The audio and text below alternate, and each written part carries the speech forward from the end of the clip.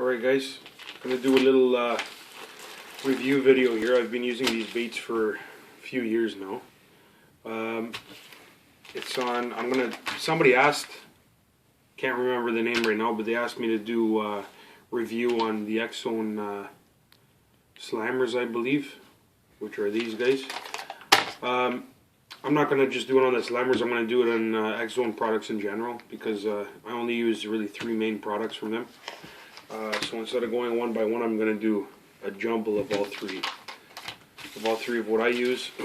First, I'm going to start off with the Xzone Swammers. These are fantastic swim baits. They're all poured here in Canada. The owner of Xzone Lures is Mark Kulik. He's actually a tournament fisherman. So you can see by good swim bait how soft they are. This is actually pretty durable plastic. This one here is in the smoke color. This one's actually caught a few fish on it. You can see the tails ripping off there. But this is in the smoke color. I have this one here, which is in, I think this is Cisco. I was stupid to take them out of their original packaging, because they do come in a really nice clamshell, like a hard clamshell case. But I threw them in these because those are a little bit, those were taking up quite a bit of room. This one here is in the trout color. Trout color is that green top with the white belly. I've had a lot of success on this color especially. You can use it for baby bass color. A lot of different forage looks like this. So those are those 3. I normally rig them up Texas rig, weightless and weighted as well. I use Swimbait hooks, weighted Swimbait hooks. You can see that they're pretty much hand poured because they got the flat top up here. They got a lot of nice ridges to give some good action. They soak up. I actually use hog tonic on these. They soak up hog tonic really nicely as well. So I put some into the bags, and as you can see, the bags are pretty much dry. And they got that hog tonic scent to them right now. They got the little slot here for the hook. This one's pretty beat up too because I use them a lot. I just throw them back in to get some more scent in it. That's the Swammers.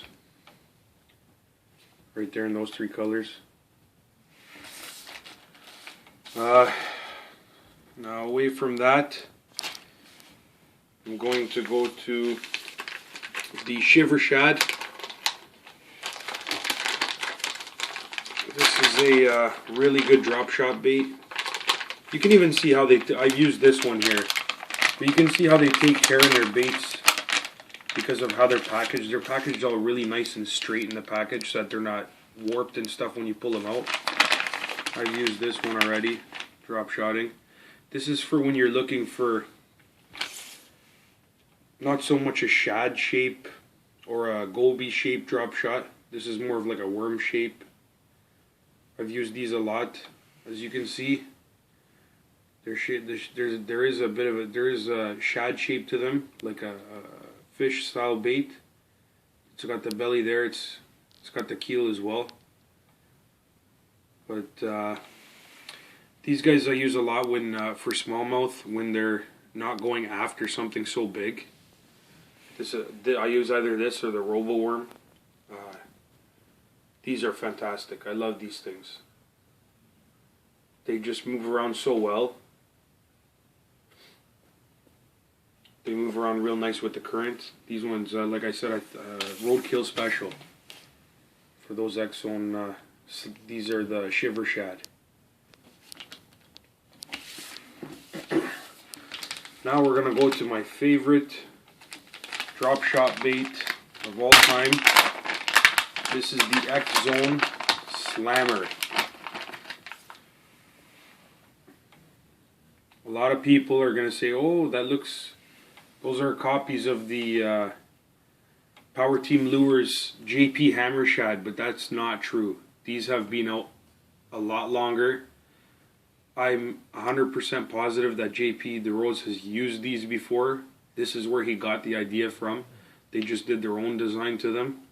like they added the little cup tail and stuff. I've used both. This by far outfishes the Hammer Shad. I don't know why. Maybe it's the colors that they're using looks a lot like gobies. So if you have gobies in your lakes, tell me that that doesn't look like a goby color. It's very similar. You either catch them this color or like a black. The odd one will be black. But if you want a goby style bait, you can't beat that, guys. These things just have so much action in the water. They're hand poured as well because they got the flat top there. So you can see they pour them in the mold like this. These ones are in green pumpkin, copper, purple, and blue. Copper, purple flake with blue iridescence to it. You can see a blue, I hope you can see it, a blue shine to it. You can see it pretty good in the tail and the white spots. But that's the Xzone lures. I'm not going to show you how to rig them up because I'm pretty sure everybody knows how to rig a drop shot. But actually, you know what? I'll show you how I rig it up real quick.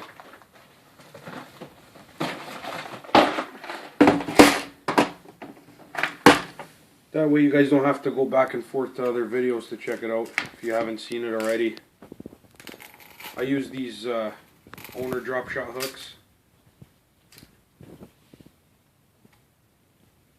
I'll take out a few.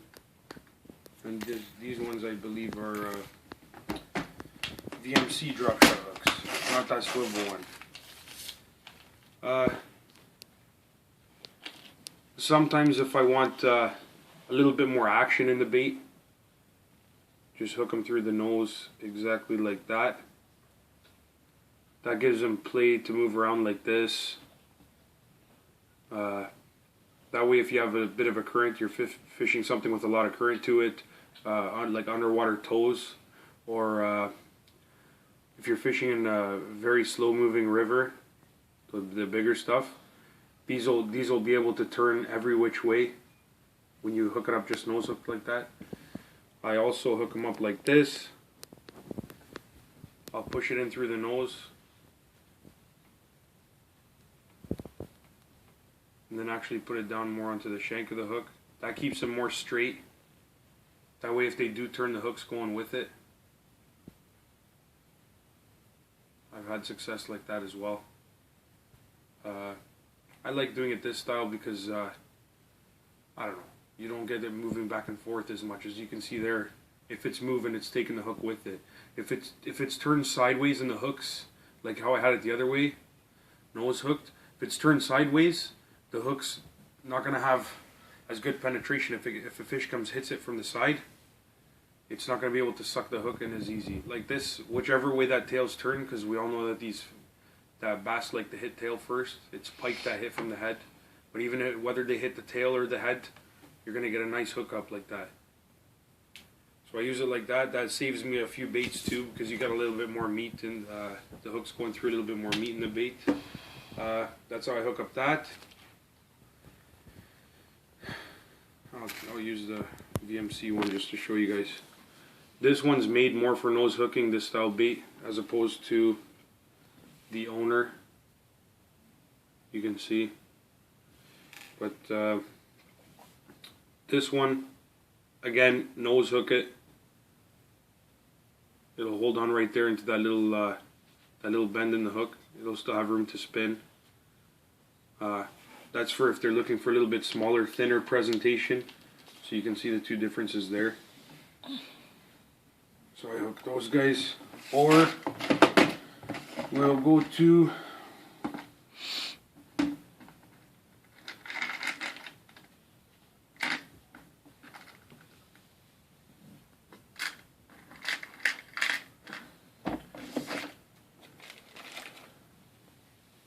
this guy here. I'll use that one that was a little bit beat up already. These are Daiichi twist lock Swimbait hooks, weightless or weighted. It's going to be very similar. You throw that on there, spin it on.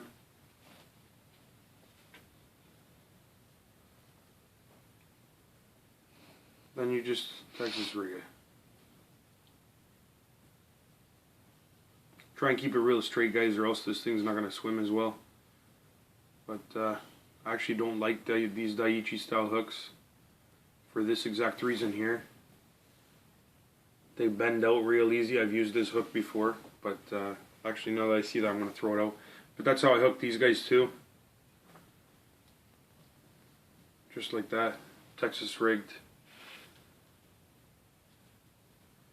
Nice easy way to do it.